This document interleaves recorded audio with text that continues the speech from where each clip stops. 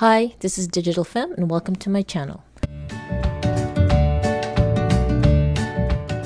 So in this video today, which is my 41st video in the 1166 day challenge, and I'll explain that later, I want to talk about something that happened to me when I was a nurse in Texas.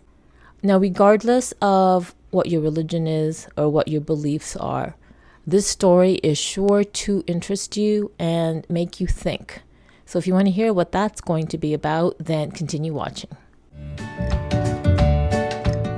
Hi, I'm glad you stayed. So I was a nurse for 11 years in Texas, and in my 5th year of nursing, well, first of all, let's go back a bit. So I'm Filipino, and if most of you don't already know, there are a lot of Filipino nurses, just like any other race, right? But Filipinos are known to be nurses or good nurses, but that's not entirely true. Yes, Filipinos are good nurses, but so are any other culture. And you know what? There are also Filipinos that are nurses that aren't good nurses. I'm not one of them. My peers can attest to that, and my patients, of whom I am still in touch with, not all, but a few. So anyway, with that said, one day I was a charge nurse in a hospital in McAllen, Texas, and it was just one of those days that if everything could go wrong, it did. And you know what? It's kind of weird to say something going wrong when you're talking about healthcare. Nothing went wrong. It was just my perspective. So picture this. I was charge nurse of one of the busiest floors in that hospital. It was a medical surgical floor, which means you literally have everything. You also have post-operative surgery, and we also had at that time a lot of isolation cases, isolation and reverse isolation. So let me just go and paint the scenario.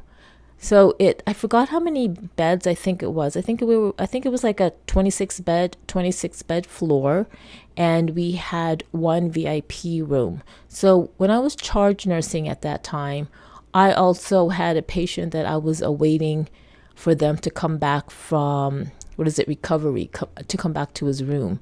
And this particular patient was the father of one of the administrators of the hospital. So there's that picture. So one of my patients just got out of surgery, and so he was in recovery room for a couple of hours, and then now he was just waiting to come back to the room. And his daughter was one of the administrators of the hospital, number one. The second one was one of my patients was also a isolation patient, and I think at that time the patient had tuberculosis. And at the same time, at the same corner of the hallway, there was a room kind of like opposite and one room down, which we had a reverse isolation patient, which was, anyway, that's another story.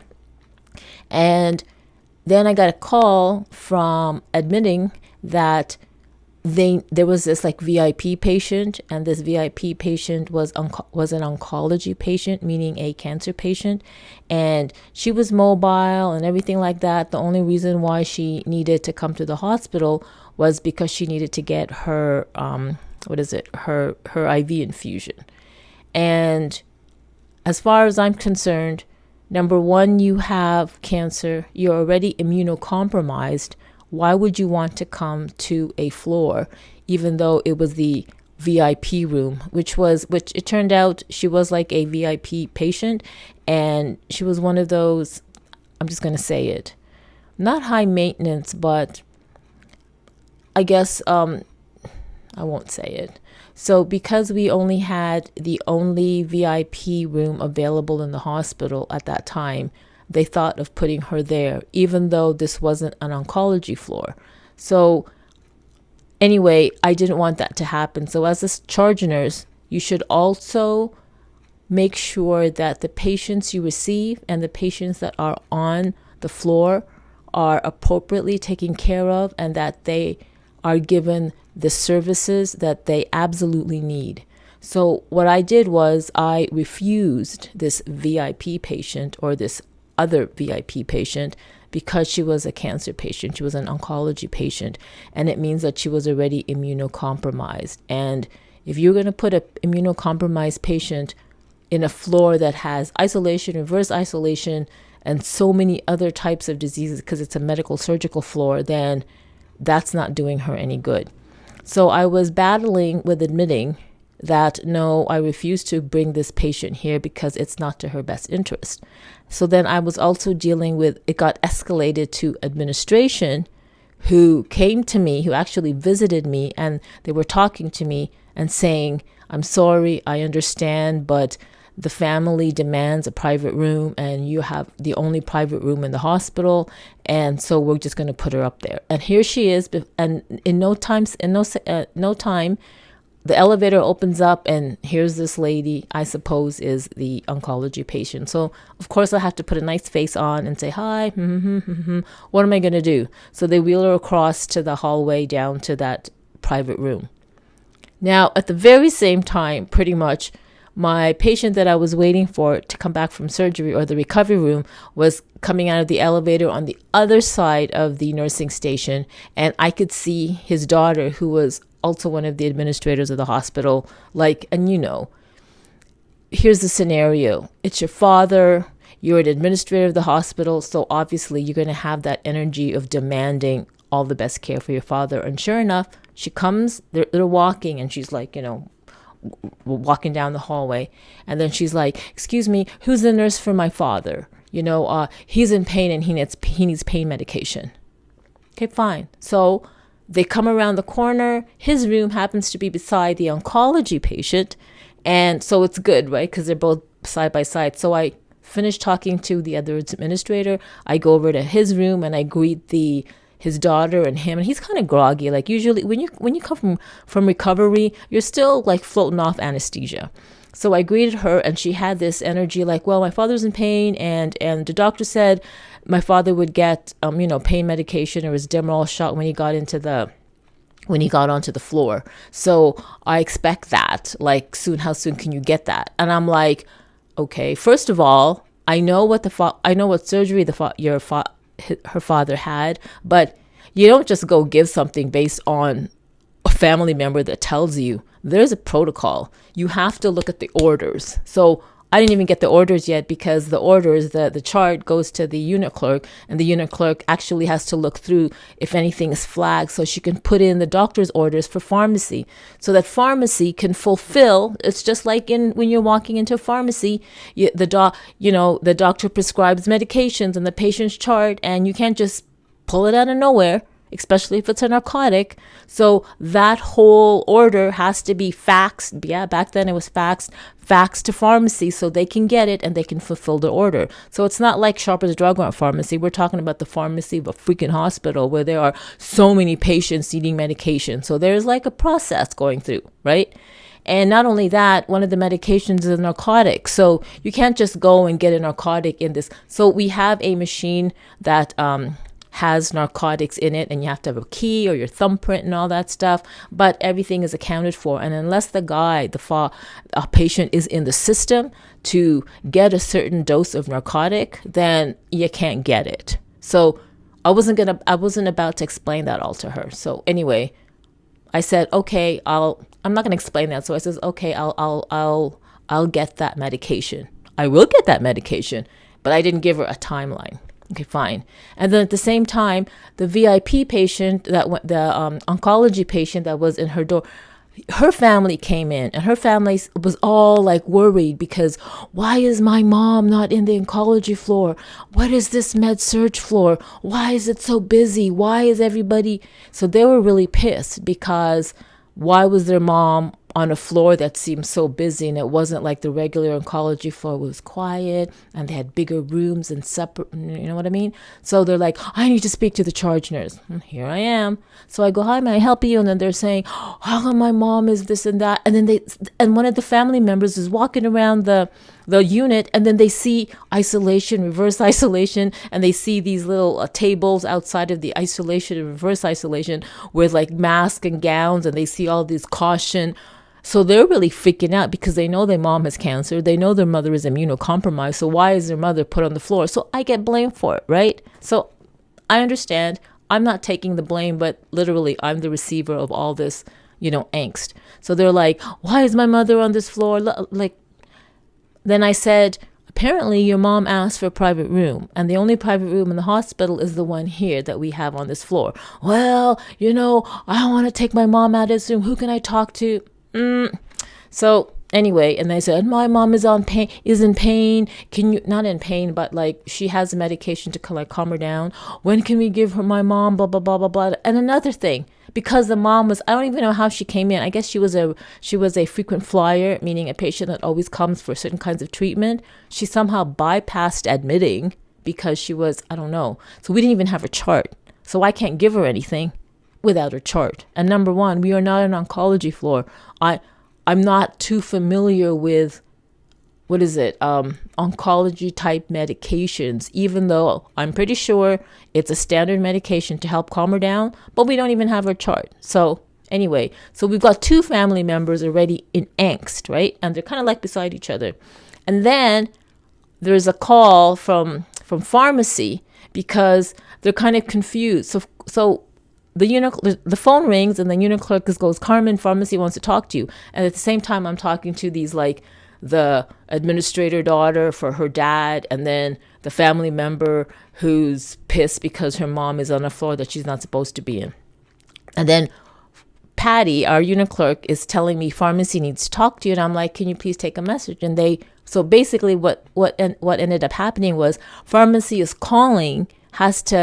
wondering why are they going to dispense oncology medication on 5 West, a med-surg floor, when they know we do not deal with oncology medications and none of the nurses are trained to administer oncology medications. So good on pharmacy, right? But I didn't know that at the time, and I just said, okay, hold on. I'm still talking to these, like, literally, it was like a tennis match. Talking to the administrator lady because of her dad, talking to this, and I'm trying to tell them, and at this point, I'm trying to explain to them, okay, I haven't seen your chart yet because I know the chart hasn't really, the dad's chart was being processed by Patty, and then I don't know what's going on with the other chart. Okay, fine. And at this point, I was like, it was one of these days where I just wanted to like literally leave. The worst thing you could ever do in any job, particularly in nursing, is to just walk away and abandon your patients. And if you're a charge nurse and you walk away and you abandon your patients and you abandon your floor, not a good thing. I did not do that. One more thing that happened was, so what's his name? Dr. Jimenez is coming, and he's like, because I'm the charge nurse. So he goes, Carmelita, okay, I need to talk to you, because when doctors come, they talk to the charge nurse to make sure that all their charts are there and what are the orders and all that blah, blah, blah stuff. So I said, oh, Dr. Jimenez, just a minute, I'll be with you. But he's like, Carmen, I have no time. I got to like blah, blah, blah. I go, yes, I'll be right there. So I have like 2 family members that are pissed because something's not happening. Patty's like, Carmen, pharmacy's on call, but I'm still dealing with like trying to get away with these 2 family members. Then Dr. Jimenez is trying to like get my attention. So I just said to everybody, just hang on a sec, I'll be right there. So I go into the bathroom and I literally am pissed. I am pissed. So I grew up as a Roman Catholic. So my reference to any type of something greater than me is God. So at that time, I was pissed at God. And you know what? There's actually a video that I did as to how I went into the nursing profession. And I'm going to try to find it, which is in one of my 41 videos. And I'll put the link in the description because there is a story for that. Number one, I'm Filipino. I never wanted to be a nurse. Why would I want to be another Filipino nurse? Oh, heck no. I had other plans for my future. But that's all in the video that I'll put in the link. I'll link it in the description. So here I am, pissed. I never even wanted to be a nurse. So I locked myself up in the bathroom and I'm literally swearing at God. I'm like pissed. And I'm telling him, God, I never wanted to be a nurse. I made a pact and this and that and that and this. And that, like I made a pact with you that if I was going to be a nurse, then you better, like show me or guide me as to when it's time for me to go, because I really wanted to be in marketing and advertising, which is kind of like weird. That's another story too. But I was like pissed. I was like swearing at him. And then at this point, I was like, I want to quit. I never wanted to be a nurse. And I was so close to just like walking out. And I said, what did I say? I said something like, if I'm still to be a nurse, then give me a fucking sign. Excuse my language. You give me a fucking sign, because if I don't get a sign from you, I'm going to fucking walk out. And I was talking in the bathroom to God, crying. And then I was like, all of a sudden, in the heat of my anger and frustration, I felt this, like, I don't know. I took a deep breath. And as I took a deep breath, the breath kind of like calmed me down a bit, which led me to turn around and look at myself in the bathroom mirror and see my face. So basically, because I was crying, I had mascara on, and my mascara wasn't waterproof. So I went like this, and I, cleaned up the mascara smears under my eyes, and I kind of like fixed myself. So whatever happened in the bathroom, major pissed, asking God for a fucking sign, or else I'm just gonna fucking walk away, because I never wanted to be a nurse, but I'm here for freaking 5 years and it's been too long, blah blah blah. So after I cleaned myself or fixed my face, I composed myself, then I proceeded to walk out of the bathroom. So as I walked out, there's the two family members, one for the man that just had surgery, and one for the lady that just came up who needed her oncology medication and something to relax her. And they were like literally looking at me. Like, family members are so freaking mean. They think that by a look they can move mountains. I don't think so, right? Because you have to understand that there's protocol and there's things in place. And I get it. Your dad's in pain and all that stuff, but don't blow it up, because so many of other things are happening.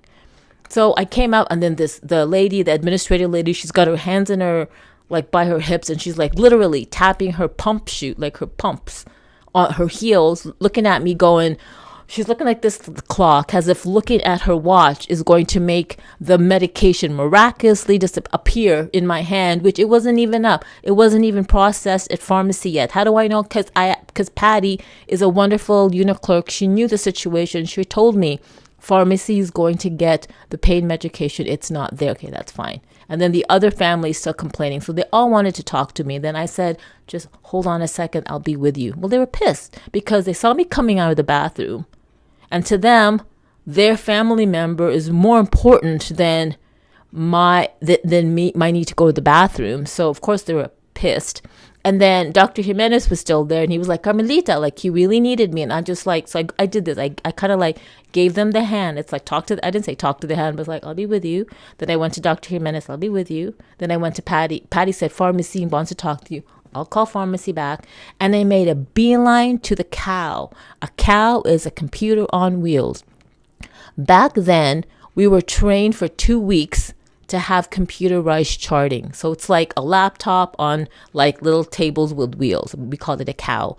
And we had just gone through the whole orientation of computerized charting, but we never really used it yet, right? It wasn't live yet. It was just like demos. So I pretended that I needed to do something on the laptop. So I made a beeline to the laptop, opened it up, and you know what? Why would a nurse have an email address? Well, we were given that, and we were given a login so that we can access the demo for computerized charting. So for some reason, I just logged in, and I don't know. I just remembered my login, and I logged into like the demo. But when you log in to the laptop, you can also log into an email that's attached to your account.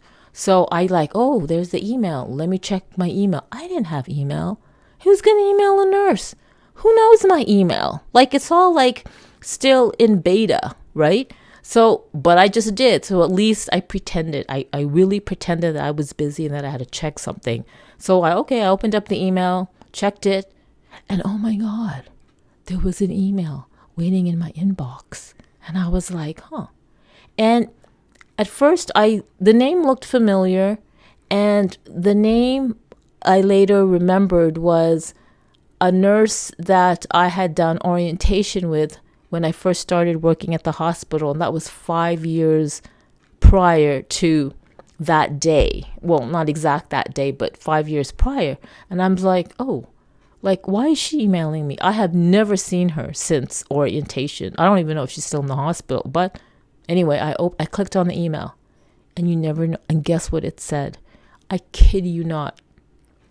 It said, "Be still and know that I am God." And I was like, whoa. Now, when I read that,